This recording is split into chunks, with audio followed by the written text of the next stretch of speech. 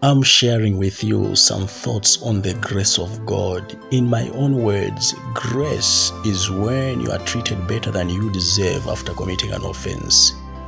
Grace is undeserved mercy. Grace is undeserved goodness. Grace is undeserved kindness. The Old Testament is full of traces of grace, despite the fact that the grace of God had not yet manifested on earth by the death and resurrection of Jesus Christ. When Adam and Eve sinned in the Garden of Eden, they covered themselves with leaves. But God, who's rich in grace, saw that the leaves wouldn't last long on their bodies. So he kills an animal or animals, I believe, and removes skins from them. He begins making garments for the rebellious couple. Oh, what a gracious God we serve. After making the garments, the Bible says, and he clothed them. No matter how sinful you may be, God's grace sustains you. God's grace holds your breath.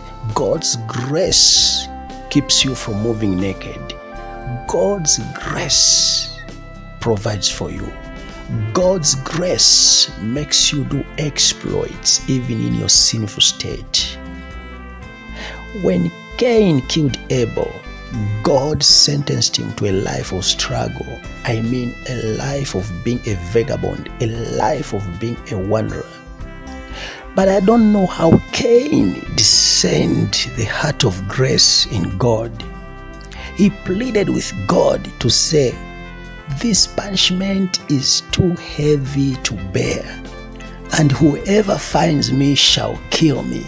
Then God made a decree to say, whoever kills Cain, vengeance shall be upon him 7 times. Oh, what a gracious God we have. This is a person who has rebelled against God. He has angered God, and yet God hears his petition.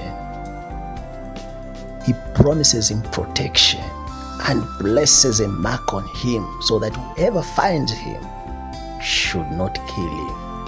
Hey, I know some of you may have other reasons as to why God protected Cain, but I'm looking at it from a grace perspective.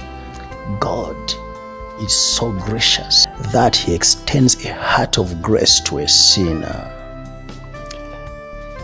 In the Gospel according to St. Matthew chapter 5 verses 44 to 45, Jesus says, "But I say to you, love your enemies, bless those who curse you, do good to those who hate you, and pray for those who spitefully use you and persecute you, that you may be sons of your Father in heaven. For he makes his sun rise on the evil and on the good, and sends rain on the just and on the unjust." It's not your knees that gave you the good life you are enjoying. It's not your fasting that raised you to that position in life. It's just by God's grace. No matter how sinful you may be, no matter how evil you may be, God's grace sustains you. God's grace makes you strong. God's grace protects you. Therefore, surrender your life to Him. Live to worship Him. Stay blessed.